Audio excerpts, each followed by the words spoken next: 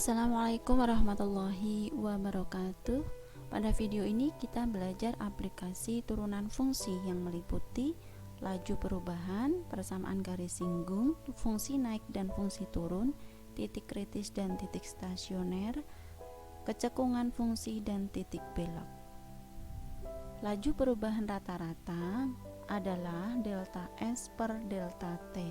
Perhatikan ilustrasi berikut. Seorang murid mengendarai motor dari rumah ke sekolah yang jaraknya 15 km, kemudian berangkat pukul 6 dan jarak yang ditempuh itu dicatat setiap 5 menit. Catatan jarak yang ditempuh setiap 5 menit adalah sebagai berikut. Pertanyaannya adalah kecepatan rata-rata siswa itu mengendarai motor dari rumah ke sekolah adalah kecepatan rata-rata dalam interval waktu T lebih besar sama dengan T1 kurang dari sama dengan T2 dirumuskan dengan V rata-rata sama dengan delta S per delta T sama dengan Ft2 dikurangi Ft1 per T2 dikurang T1. Perhatikan contoh berikut. Kita akan menggunakan konsep limit untuk mencari kecepatan sesaat. Di sini kecepatan sesaat sama dengan limit H mendekati 0, Fa ditambah H dikurangi Fa per H. Jika A sama dengan 2, maka limit H mendekati 0, F2 plus H dikurangi F2 per H.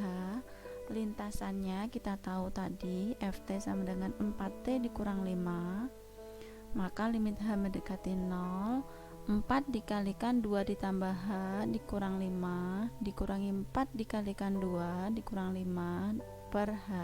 Kemudian kita uraikan 8 ditambah 4H dikurang 5 dikurangi 8 dikurang 5 sehingga diperoleh limit H mendekati 0 4H per H sama dengan 4. Jadi kecepatan sesaat pada saat T sama dengan 2 detik adalah 4 meter per detik. Kemudian untuk A sama dengan 5 dengan menggunakan cara yang sama, A nya kita ganti dengan 5 sehingga diperoleh bentuk sederhana limit H mendekati 0 4H per H sama dengan 4.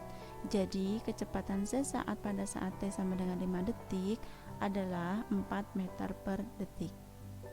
Contoh berikutnya, kita akan mencari kecepatan sesaatnya pada saat A sama dengan 2.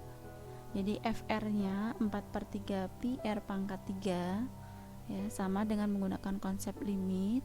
Untuk F2 plus H berarti R nya kita ganti dengan 2 plus H. Untuk F2 R nya kita ganti dengan 2. Kemudian kita uraikan seperti ini sehingga diperoleh bentuk sederhana limit H mendekati 0 H kali 16 pi ditambah 8 pi H ditambah 4/3 pi H pangkat 2 per H ya, ada unsur yang sama yaitu H sehingga diperoleh 16 pi. Jadi volume bola pada saat R sama dengan 2 cm adalah 16 pi. Jarak, kecepatan, dan percepatan. Dari contoh tersebut, jika jarak sama dengan St, maka kecepatannya adalah Vt, itu merupakan turunan pertama dari jarak. Di sini adalah S aksen T. Kemudian percepatan itu merupakan turunan pertama dari kecepatan atau turunan kedua dari jarak. Jadi bisa kita tuliskan percepatan sama dengan V aksen T atau sama dengan S double aksen T. Jadi misalkan diketahui jaraknya 4T minus 5, maka kecepatannya adalah turunan pertamanya yaitu 4, kemudian percepatannya adalah 0. Silahkan dicoba latihan berikut. Persamaan garis singgung di suatu titik pada kurva. Perhatikan gambar berikut. Gradien garis singgung kurva di titik P adalah F aksen X sama dengan limit H mendekati 0 Fx ditambah H dikurang Fx per H. Untuk gradien garis singgung di titik P, X, Y adalah F aksen X sama dengan limit H mendekati 0 Fx ditambah H dikurang Fx per H sama dengan M. Kemudian persamaan garis singgungnya ya di titik P X1, Y1 adalah Y min Y1 sama dengan M dikalikan X dikurang X1.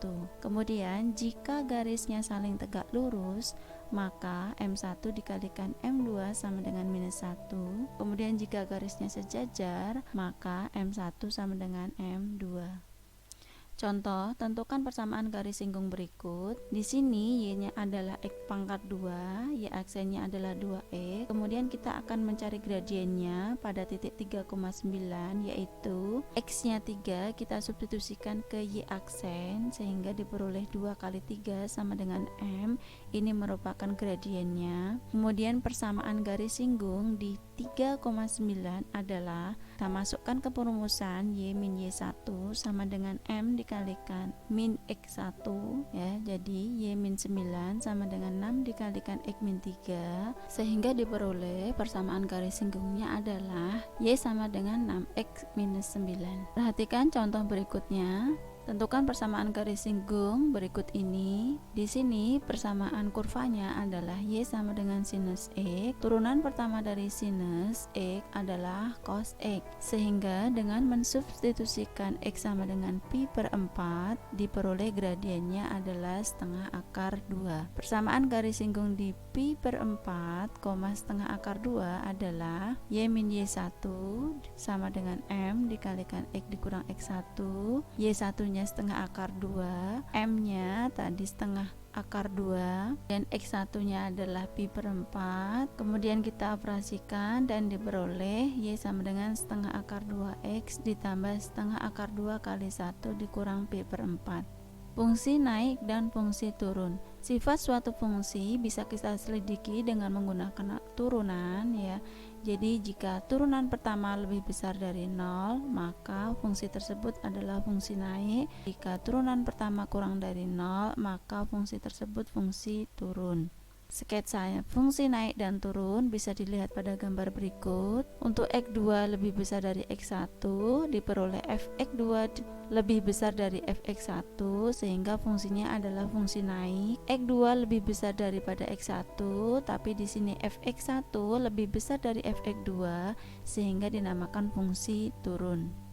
Contoh, tentukan interval agar fungsi berikut naik atau turun. Pertama, kita akan mencari turunan pertama dari fungsi tersebut, yaitu 3x pangkat 2 dikurang 3x. Kita sederhanakan, 3x dikalikan x dikurang 1 sehingga diperoleh x-nya sama dengan 0 atau x-nya sama dengan 1. Kemudian kita buat garis bilangan dengan pembuat nolnya adalah 0 dan 1. Di sini 0 dan 1. Untuk x-nya min 1, kita akan menyelidiki daerah positif dan negatif dari garis bilangan. Kita ambil di sini untuk x-nya min 1, kita peroleh daerah positif. Kemudian x-nya setengah diperoleh daerah negatif, dan X-nya 2 kita peroleh daerah positif. Jadi fungsi tersebut naik pada interval X kurang dari 0 dan X lebih besar dari 1, dan turun pada interval 0 kurang dari X kurang dari 1. Contoh berikutnya, diketahui biaya total produksi X unit barang adalah sebagai berikut. Tentukan biaya marginal, apakah biaya marginalnya naik atau turun. Di sini kita ketahui biaya marginal merupakan turunan pertama dari biaya produksi, sehingga kita turunkan fungsi tersebut, diperoleh mx sama dengan 6 per 5x kuadrat ditambah 10x ditambah 50. Untuk menentukan biaya marginalnya naik atau turun, kita menggunakan turunan pertama. Jika turunan pertama lebih besar dari 0, maka biaya marginalnya naik. Turunan pertama kurang dari 0, maka biaya marginal turun. Kita akan menentukan biaya marginal naik atau turun dengan menggunakan turunan pertama. Diketahui biaya marginal mx sama dengan 6 per 5x kuadrat ditambah 10x ditambah 50. Turunan pertama dari biaya marginal adalah 2 kali 6 per 5x ditambah 10 diperoleh 12 per 5x ditambah 10. Karena x lebih dari 0, maka m aksen akan selalu lebih besar dari 0, sehingga biaya marginal akan naik seiring dengan penambahan produksi barang. Begitu juga sebaliknya. Untuk lebih jelasnya, silahkan dicoba latihan berikut. Selanjutnya adalah titik kritis. Perhatikan gambar. Pada gambar berikut ini kita bisa melihat minimum lokal, maksimum lokal, minimum global, dan maksimum global. Di X sama dengan C itu maksimum global, kemudian di X sama dengan D itu minimum global, dan di E yaitu maksimum lokal. Jadi untuk maksimum global itu terjadi pada saat X sama dengan C, dan minimum global terjadi pada saat di X sama dengan D. Kemudian titik kritis, andaikan F terdiferensialkan pada selang I yang memuat titik C, jika FC-nya itu adalah nilai ekstrim, maka C itu merupakan titik kritis. C bisa berupa salah satu berikut ini, yaitu titik ujung dari I, kemudian titik stasioner yaitu F aksen C sama dengan 0, atau titik singular di mana F aksen C tidak ada. Contoh, pada kasus ini kita akan mencari ukuran kandang yang berbentuk persegi panjang agar luas kandang tersebut maksimum. Kita tahu keliling persegi panjang yaitu 2 kali panjang ditambah 2 kali lebar. Ya, kita masukkan ke sini 2 panjang tambah 2 lebar diketahui adalah 200. Kita sederhanakan, panjang ditambah lebar sama dengan 100. Sehingga panjangnya kita peroleh 100 dikurangi L. Luas kandang yang berbentuk persegi panjang yaitu panjang kali lebar. Panjangnya yaitu 100 dikurangi L, dan L-nya itu sendiri, sehingga kita operasikan di sini 100L dikurangi L kuadrat. Untuk mencari nilai stasioner kita cari dengan menggunakan turunan pertama yaitu sama dengan 0. Jadi turunan pertama dari luas yaitu 100, di sini 100, L kuadrat turunannya adalah 2L. Turunan pertama sama dengan 0 sehingga kita peroleh L-nya adalah 50. Untuk L50 maka kita peroleh panjangnya adalah 50. Jadi ukuran kandang tersebut agar luas kandang maksimum yaitu panjang kandang 50 dan lebar kandang 50 meter. Contoh berikutnya, jumlah dua bilangan adalah 30. Ya, kita akan mencari bilangan tersebut agar hasil kalinya maksimum. Pada soal kita ketahui A ditambah B, ya kita misalkan di sini bilangannya A dan B. Jadi A ditambah B sama dengan 30, A-nya 30 dikurang B. Kemudian hasil kali kedua bilangannya kita operasikan di sini, A-nya kita ganti dengan 30 dikurang B, kemudian dikalikan B, diperoleh 30B dikurangi B kuadrat.